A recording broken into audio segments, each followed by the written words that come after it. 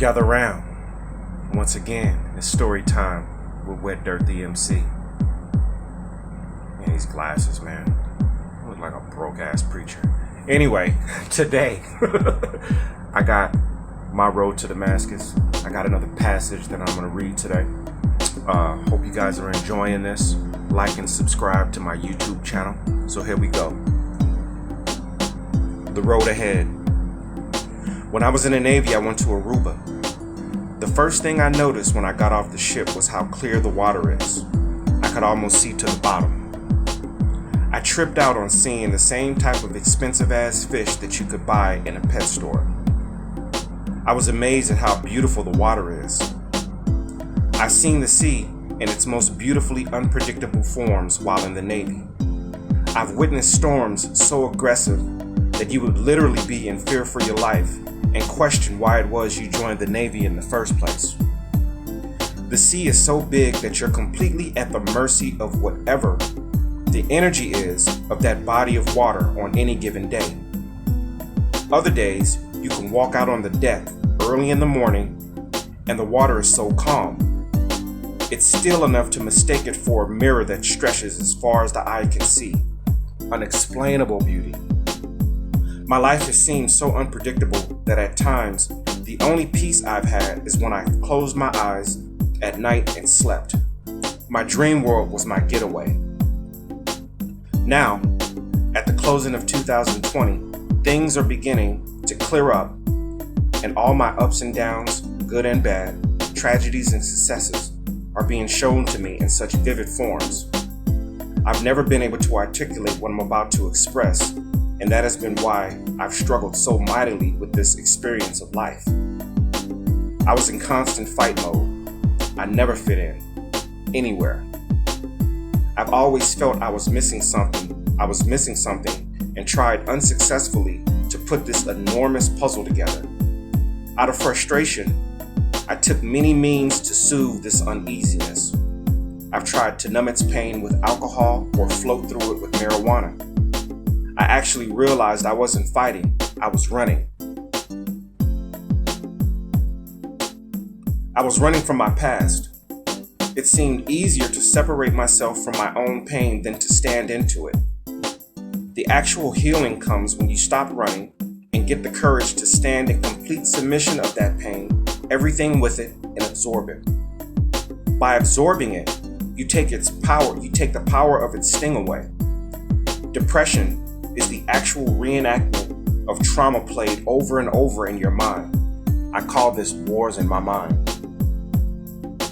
Taking that pain head on is the only way to conquer and alleviate it.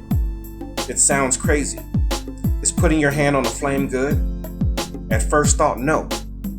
However, if that flame is to be stopped from potentially growing out of control and burning a house down, and all you have is a hand to smother and vanquish it, it indeed will burn you, but after it's completely out, it's no longer a threat to kill and or destroy a house.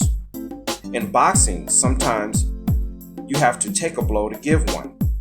In life at times, you have to take the pain to find the source of it.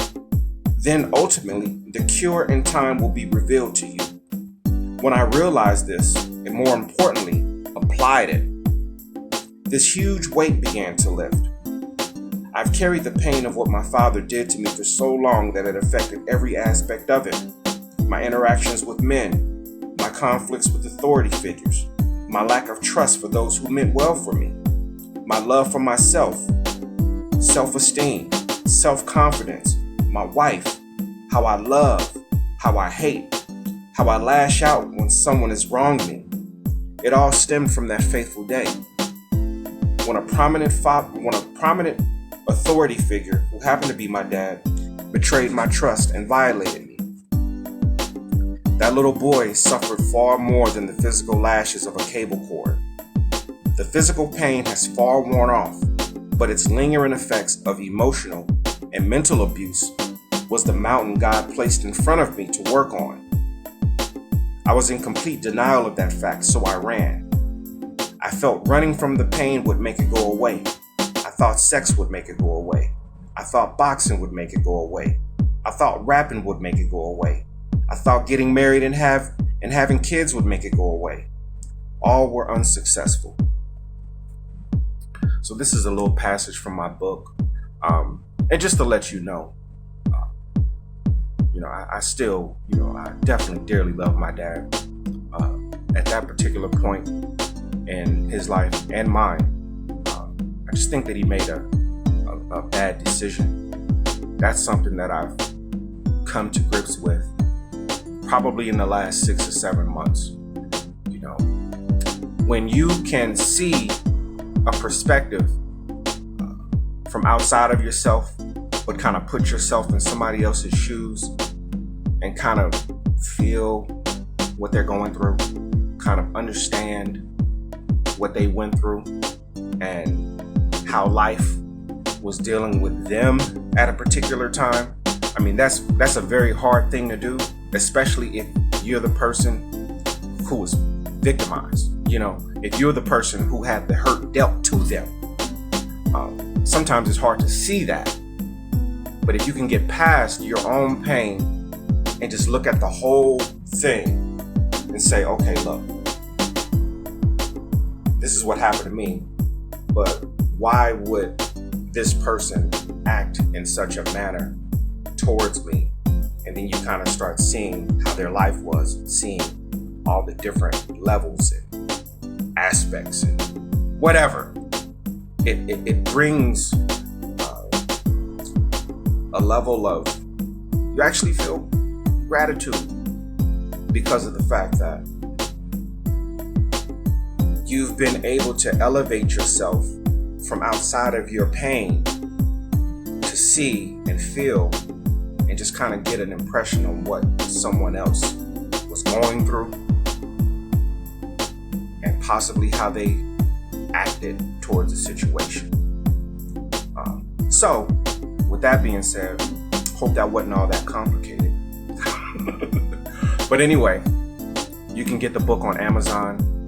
You can email me your address and I'll get the book out to you. Just tip the writer. Go to $, Yerrot, YerrotMG. Tip the writer $10 after you've given me your address, and I'll get it out to you. Or like I said, Amazon. Either way, I think you should allow 3 to 4 weeks to receive the book. So once again, this was story time with Wet Dirt the MC. I really appreciate it. Thank everybody that has purchased one of my books. Everybody.